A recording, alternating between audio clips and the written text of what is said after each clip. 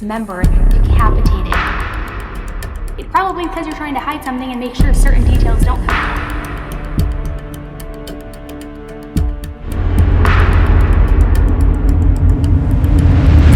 Tend to Life with Elise. Hey everybody, welcome back. My name is Elise, and this is Tend to Life, where we talk all things true crime. For those of you brand new stopping by for the first time, welcome. I hope you enjoy today's case video. And for my returning subscribers, you know I love you. Thank you for coming back and tuning in today. So I want to jump right into this case today, but before we get started, I want to let you guys know that this is an ongoing active investigation. I spoke with Brittany, the sister of the victim in the case that we're going to be talking about today, and she shared firsthand with me the information that I'll be sharing with you guys. I want to also make it clear that everything said in this video is alleged at this point and has not yet been confirmed as fact. So this case takes us to Alabama, and back in March of 2020, the throes of COVID.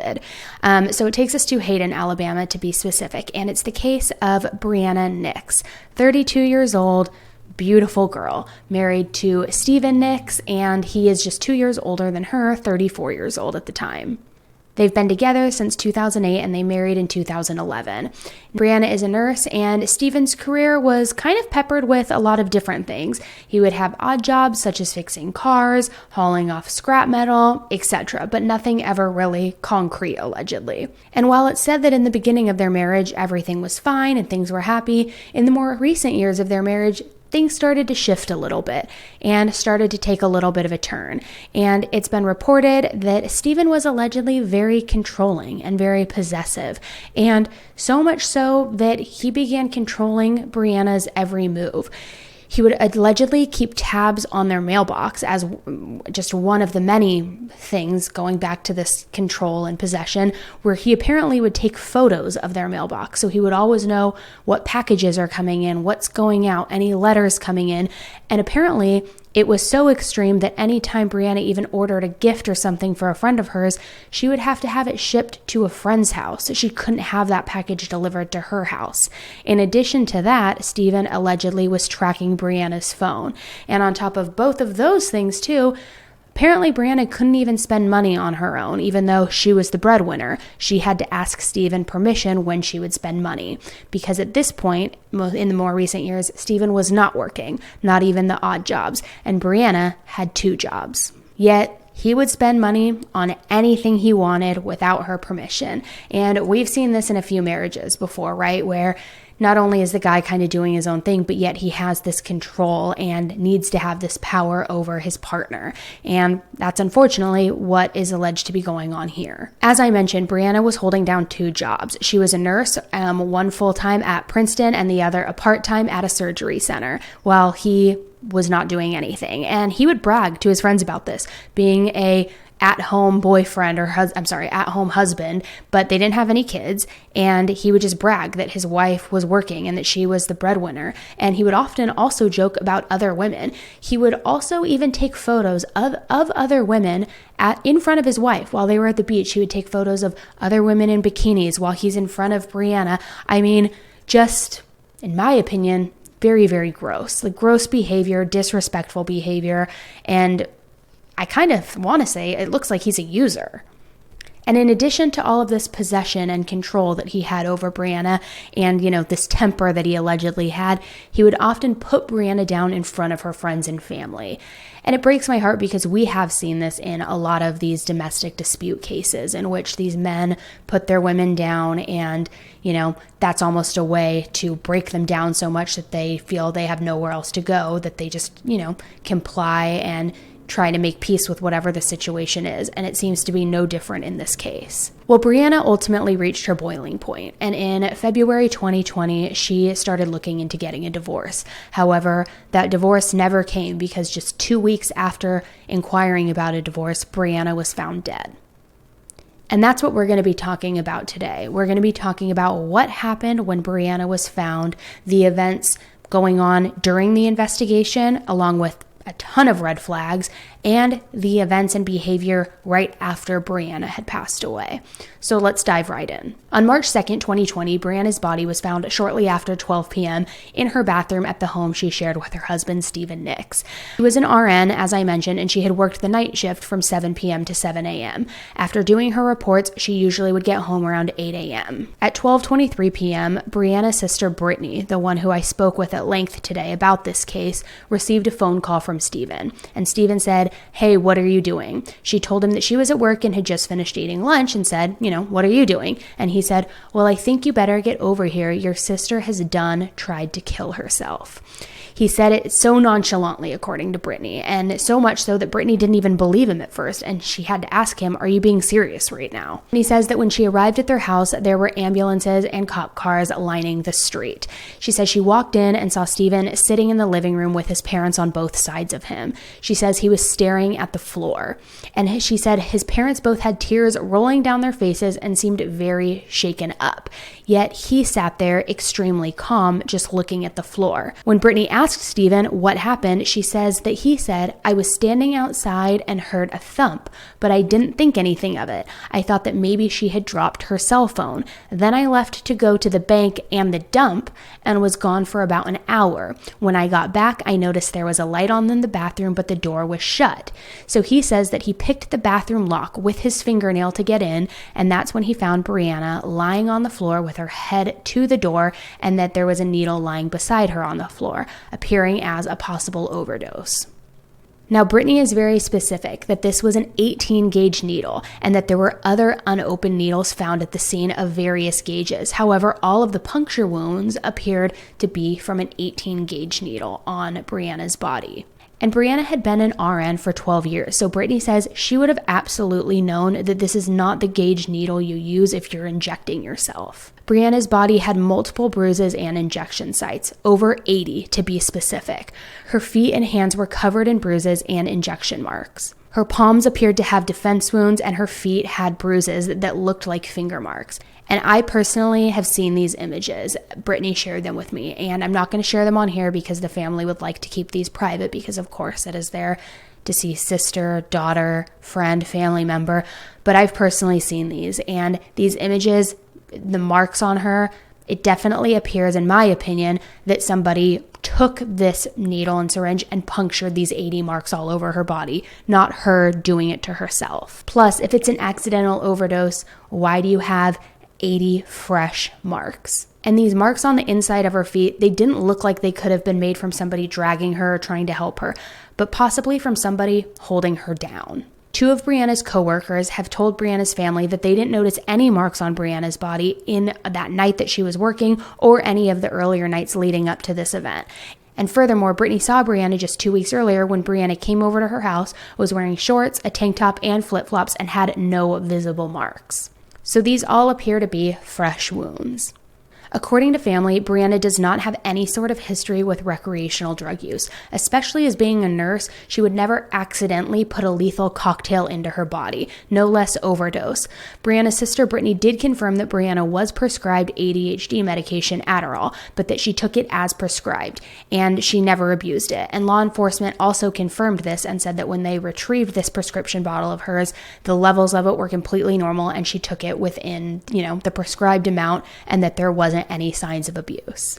Now, I want to talk a little bit about the red flags here because the first one that stuck out to me is something that I had mentioned earlier, that in Steven's alibi, he says that he heard a thump, but he then went to the dump, which seems really weird, and I'm going to touch on why in a second.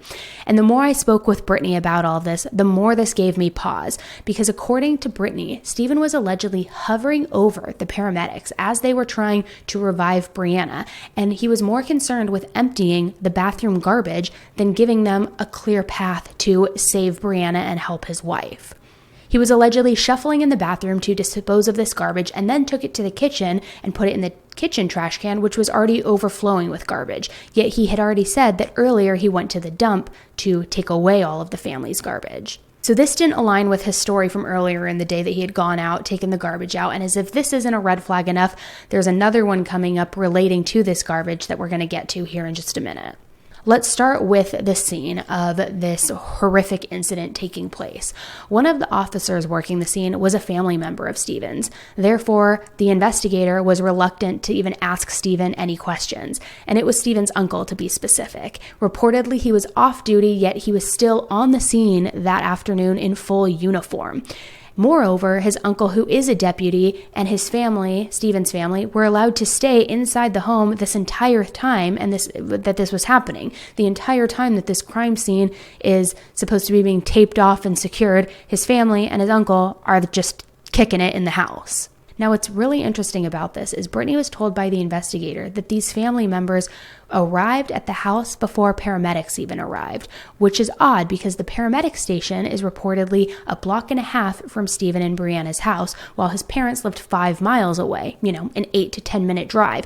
So how would they beat them to the house before the paramedics unless he called his parents before calling 911? According to Brittany, who heard the recording of the 911 call, she says Stephen sounded very panicked, but she also says that she has known Stephen for 2/3 of her entire life and that she could tell it was an act. Also, in that 911 call, Brittany says that there was absolutely no sound of him trying to revive or help Breana through compressions or anything else.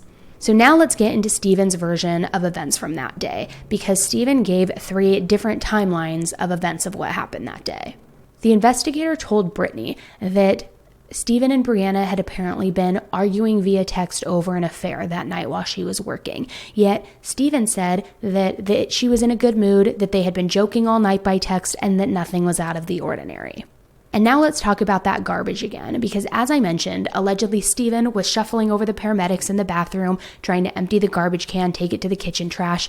Now, my first issue with this is that at that point, this crime scene had not been taped off and it wasn't even secured, because how could he be allowed to remove things, disrupt the crime scene, and potentially even remove evidence?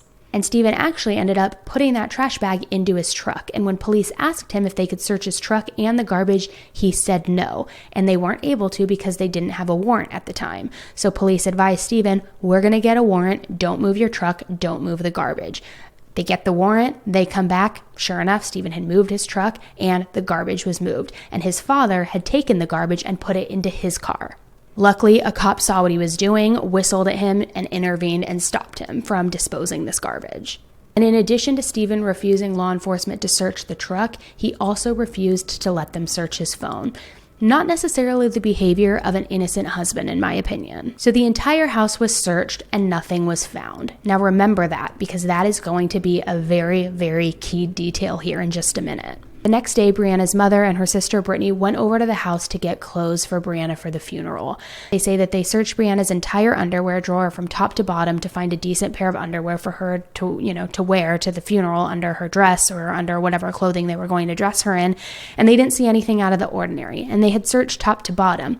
However, just a few days later, Brittany went back to the house and there was a bloody napkin in that drawer, and she suspects that it had been planted. 2 days later, after Breana's death, 2 empty vials of fentanyl were found in the drawer in the spare bedroom. Now remember, nothing was found during this initial investigation, so here we have another red flag with this, and Brittany had even reached out to Breana's coworkers with photos of these vials, and they all said, these aren't the vials that we have at the hospital. These look nothing like it. So again, could this evidence possibly be planted? And where did these vials come from if they didn't match what was at the hospital that Breana worked at? We already know the crime scene wasn't secured based off the garbage. So was it even properly searched? An interesting thing to know is that the original investigator has now been removed from the case and has been removed from the county sheriff department. Certain details around that are unknown, but I think it is interesting to mention that here. So apparently Stephen found even more evidence later on, but never reported it. And when Brittany asked if law enforcement needed that evidence, she was told that they already had enough. But wouldn't you want to pass over every single shred of evidence that you can find? One of those things that Brittany discovered that also is believed to have been planted there were bloody needles, and she apparently went over to the house to retrieve a handbag of Breana's that she had purchased for her. And she says that Breana hadn't used this since 2017 and even had a receipt from 2017 stuffed in the bag. But yet there they were, bloody needles, as though they were placed there wanting Brittany to find them to further bolster this story of closeted drug use and a suspected overdose. So now let's talk a little bit about the tox report, because the toxicology report came back and it did show that there was fentanyl and amphetamines. Now, those amphetamines are reported to be Breana's ADHD medication, because remember, she was taking Adderall. But these levels apparently are not to be any sort of alarm or red flag. These are all normal levels within her prescribed dose.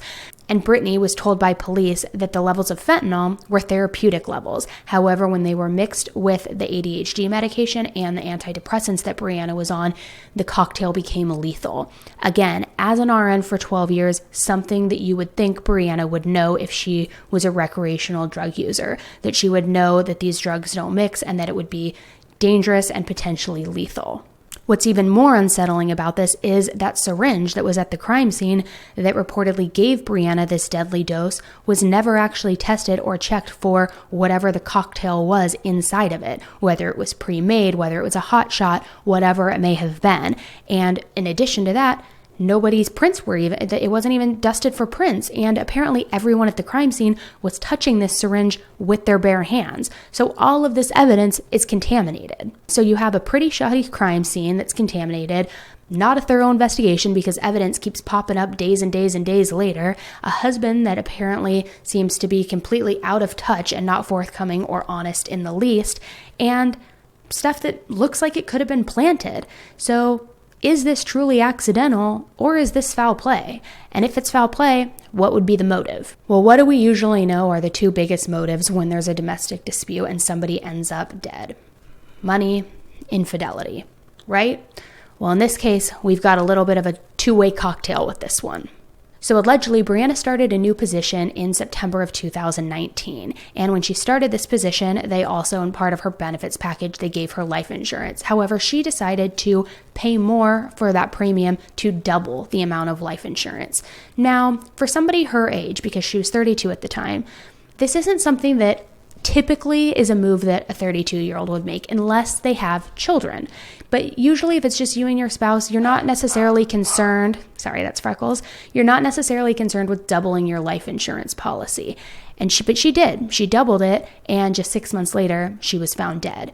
And this life insurance policy is reportedly to be $160,000. Now, was there financial trouble? Brittany says that allegedly Stephen pushed Breana into filing bankruptcy in 2019 due to financial hardships that they were having.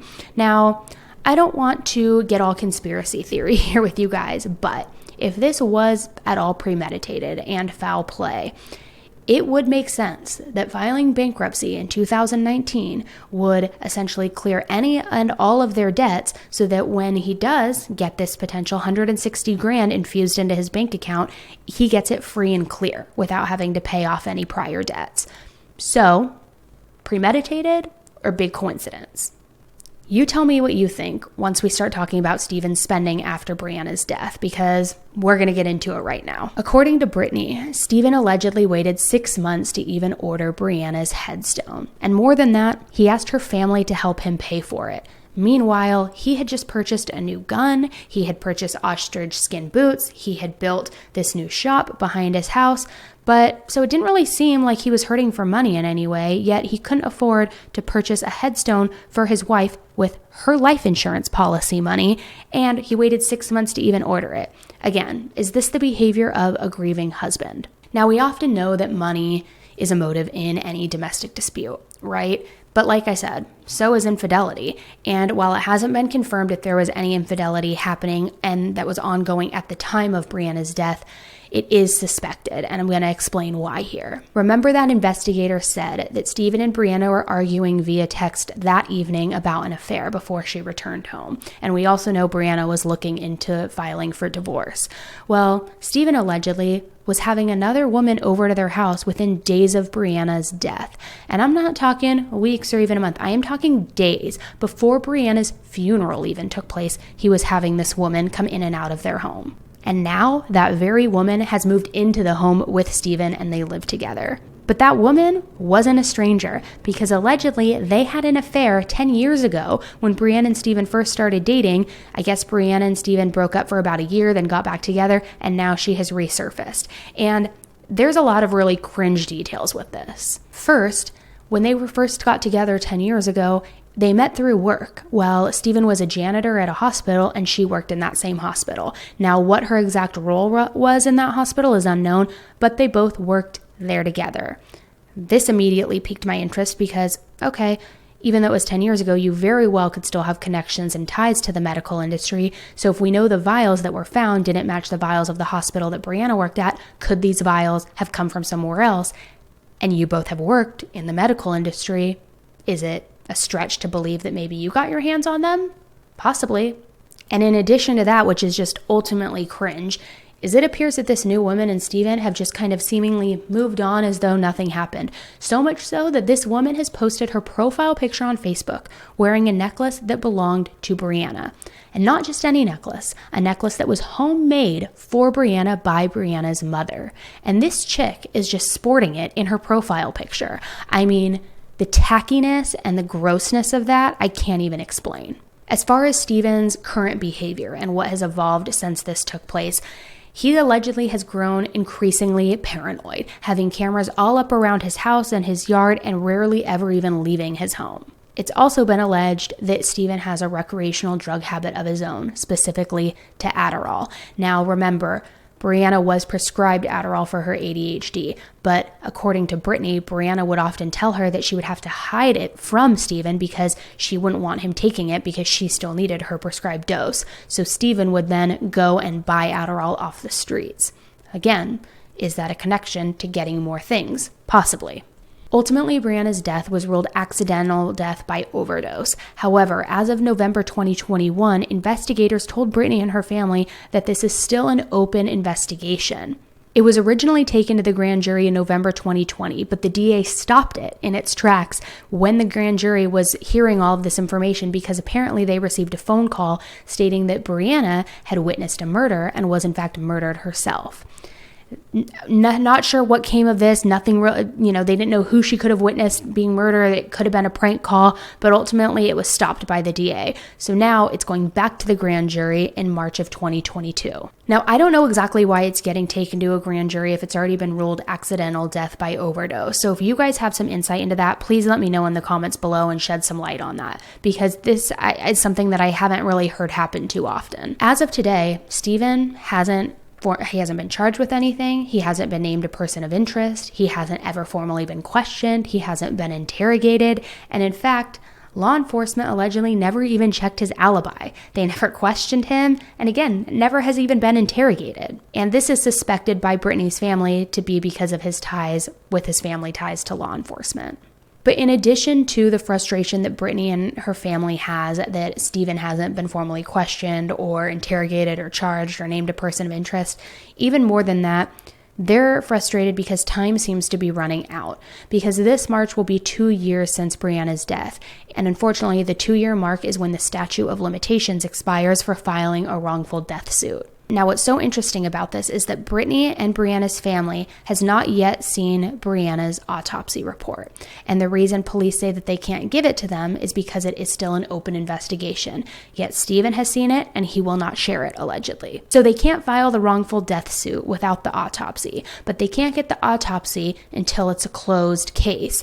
And meanwhile, all of this expires in March. And that's why we're talking about this today, because Brittany and her family wants to apply pressure and get answers and ultimately get justice for Breana. And right now it seems as though they are getting stonewalled the entire way. Now, I wanted to do this video as a precursor to another video that I'm going to do with you guys this week. And in fact, that's going to be a live stream where Brittany, Breana's sister, is going to join me. She's going to join me and share a lot of other information that I haven't shared here today firsthand with you guys. And she's also going to answer your questions, because I'm sure you guys have a lot of questions and I'm sure you've come up with great questions that she can also pass along to law enforcement. So if you guys have any questions or insight, not only please leave them in the comments below so that we can take a look and she can answer those, But make sure that if you haven't subscribed yet, you do, and you turn your notification bell to on, because that will notify you exactly when we go live on this live stream, Brittany and I together. She will try to answer everything that she can that won't impede on the investigation, and she has, again, a lot of other details that she's going to share with you guys firsthand that I didn't share with you today.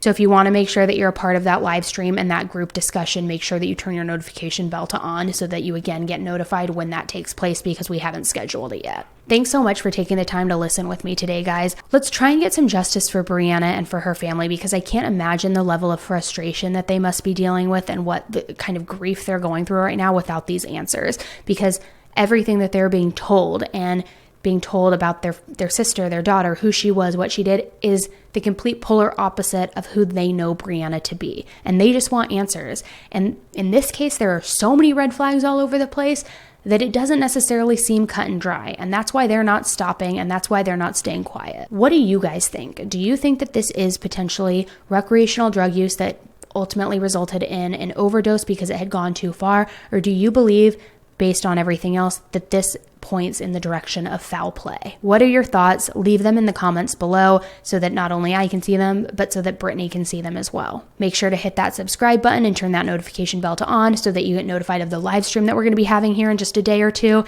And let's all discuss this together as a group. I hope you enjoyed the case coverage and the video today. Please don't forget to give this video a thumbs up and share it where you can so we can spread the word on Breana's case and ultimately, hopefully, get her and her family some justice. All right, guys, I will see you very soon. Until the next case, stay safe. Bye.